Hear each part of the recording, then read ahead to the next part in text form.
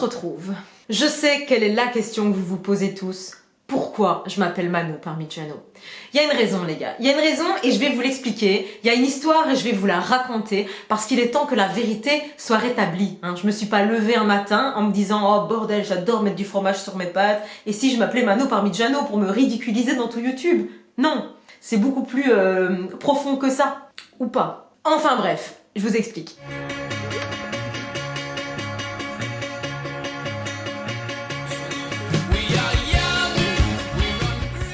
En fait, pour faire bref, c'est la faute de Donna. Donna, c'est elle. Hello everybody. C'est ma cousine et elle a toujours des idées cheloues. Pour vous mettre dans le contexte, un jour elle a pondu l'idée de faire une soirée remise des Oscars. On l'a fait. Bref, on était le 12 janvier 2021, soit 8 jours avant le 20 janvier, fameuse date à laquelle je devais sortir ma vidéo YouTube déjà un an en retard. Enfin, vous connaissez l'histoire. Donc je me chauffe et je poste cette story. Story à laquelle Donna répond en posant cette question.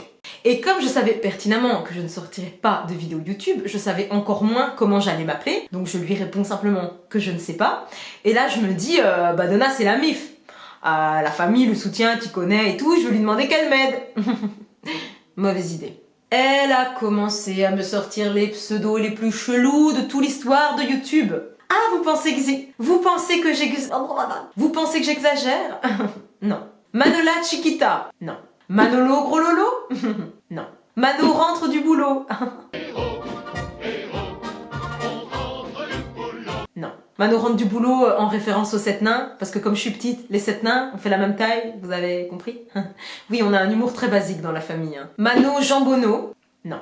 Là, je commence un petit peu à me vexer. Et puis elle revient sur un classique, Mano. Mano qui est mon surnom, dans la vie tout le monde m'appelle comme ça. Alors oui, c'est basique, mais peut-être trop basique, trop simple. Simple. Pardon, on s'éloigne du sujet. Et là, je me suis dit, pour vraiment savoir si ce pseudo est fait pour moi, je dois me mettre en situation. Alerte gros melon dans 3, 2, 1... Ouais, mais tu vois, il faut s'imaginer un truc qui sonne bien sur les plateaux télé quand je serai une star et que je serai invitée. Et tout de suite, la youtubeuse connue, Mano. Tu vois, c'est peut-être un peu court, Mano. Je vous avais prévenu. Mais avouez, ça le faisait pas. Et là, comme un miracle du ciel, comme un petit ange qui descend sur la terre, Donna a eu la bonne idée du siècle. Et le pire, c'est que ça m'a fait rire. J'ai gloussé. Je me suis pas fait pouffer de rire. Ça m'a fait rire. Mais avouez, ça le faisait, putain, ça le faisait. Mano, non, Mano Parmigiano. C'est plein de couleurs comme ça, ça le fait. J'ai ri, mais je me suis dit, c'est bon, c'est marrant, 10 secondes, c'est un délire qui n'ira pas plus loin, c'est tout, stop, point barre. Et c'est là que le calvaire a commencé. Des menaces, du forcing, et même des montages photos. Et elle s'est pas arrêtée là parce qu'elle m'a carrément trouvé des invités et un concept de chaîne YouTube. Non mais Manola, là c'est vraiment un signe du destin. Je me dis que tu dois t'appeler Mano Parmigiano. Je me balade sur ton profil dans les stories à la une et je tombe sur ta pote qui s'appelle Elise Pecorino. Vous allez faire un duo pour mettre dans la lasagne, quoi, JPP.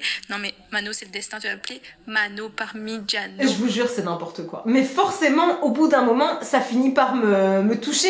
Je me suis familiarisée avec ce nom. En fait, je l'ai un peu adopté, j'avais l'impression que c'était mon nom de famille. Au bout d'un moment, je l'ai kiffé, voilà. Et donc un jour, par simple curiosité, je me suis dit, et si je mettais un petit sondage sur Instagram pour voir un peu ce que les gens en pensent et tout.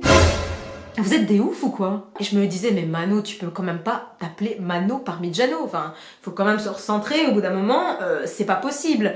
Donc j'ai commencé à en parler à mon entourage, mes potes, ma famille. Ça faisait l'unanimité, tout le monde adorait.